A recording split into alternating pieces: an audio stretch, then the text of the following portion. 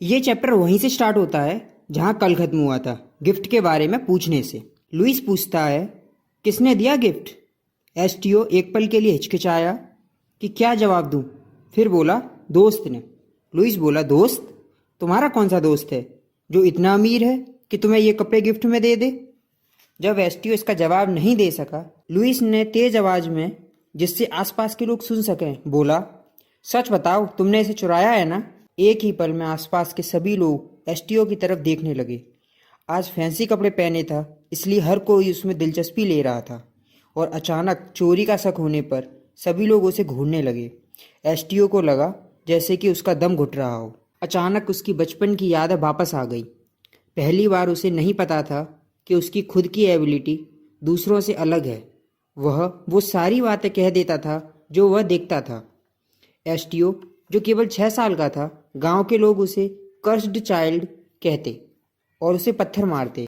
लेकिन जो वह जिंदा है उसका कारण उसके माँ बाप हैं, जिन्होंने लोगों से क्षमा की भीख मांगी। माँ बाप भी उसे पसंद नहीं करते थे, लेकिन कोई भी माँ अपने बेटे को अपनी आंखों के सामने पीट पीट कर मरते हुए नहीं देख सकती। अंत में एस्टियो को एटिक में रहने के लिए कहा गया, क्योंकि जो भी उसे नफरत करता था वो दरअसल उसकी एबिलिटी से डरता भी था। एस्टियो को शांत और डरा हुआ देखकर लुइस ने कहा, तो इतने दिनों से हम नहीं मिले, और तुम क्या रोज शहर इसलिए जाते थे कि कपड़े चुरा सको, आज के दिन हैंडसम दिखने के लिए?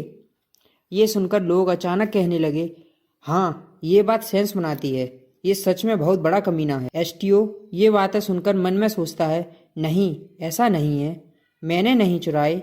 और फिर बेला की तरफ देखता है, जो शॉक्ड थी और उसकी ही तरफ घृणा की नज़रों से देख रही थी।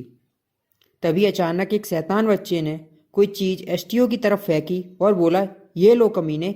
एस्टियो ने इससे बचने के लिए सिर को झुका लिया, जिससे वो चीज़ उसके ऊपर की तरफ लटकी हुई लैंप से टकराकर फूट गई। उसमें से गंदी स्मेल के साथ खून था, जो एस्टियो के ऊपर जा गिरा। वो पूरी तरह से खून में लथपथ हो गया। उसे देखकर लोग उसे मॉन्स्टर मॉन्स्टर कहने लगे। एस्टियो ने अपनी आंखों से खून को पोंछा, लेकिन खून साफ होने की बजाय और फैलता ही चला गया। एस्टियो को हर तरफ से हंसी की आवाज़ और मजाक उड़ाने और उसे फंसाने वाले ही दिख रहे थे, जिनमें उसके परिवार वाले भी शामिल थे। जब उसने अपने पिता की ओर देखा तो उन्होंने अपना सिर झुका लिया, और जब माँ की ओर देखा तो वह बहन को लेकर चली गई। उसका बड़ा भाई टेरियोट उसे घूर रहा था। उसने झूठी उम्मीद पाल रखी थी, लेकिन अब यहाँ रहने के लिए उसके पास कोई जगह नहीं है। चोरी साबित करने के लिए कोई तरीका नहीं था, इसलिए एस्टियो को पनिश नहीं किया गया। जब एस्टियो घर लौटा तो उसने अपने पूरे शरीर पर से खून धोया और गंदे कपड़ों को धोया, और बैठकर यह महसूस करता है कि वह किसी सपने से बाहर आ गया हो, और किसी पागल आदमी की तरह जोर जोर से हंसने लगा। और अंत में हमारे पास एक ऐसा चेहरा था जो सूखे से सूख गई झील की तरह खाली था। गहरी नीली आंखें जो गहरे समुद्र में पानी की तरह फड़फड़ाती थीं, वो ठंड से सख्त हो गईं। नेक्स्ट सीन में एस्टियो ने जाने का निर्णय कर लिया। उसने सोचा, ये मैटर नहीं करता कि मैं कहाँ जाऊँ, मैं बस जीना चाहता हूँ। एस्टियो ने सामान पैक किया, जो कि उसके हैंडबैग में ही आ गया। उसे लेकर बाहर निकला। बाहर आने पर थोड़ी ठंड सी लग रही थी। बाहर पहले से ही अंधेरा था और चारों ओर सन्नाटा था। उसने सोचा, मुझे किस तरफ जाना चाहिए? तभी रोड पर दूर से आती हुई उसे एक गाड़ी दिखाई दी।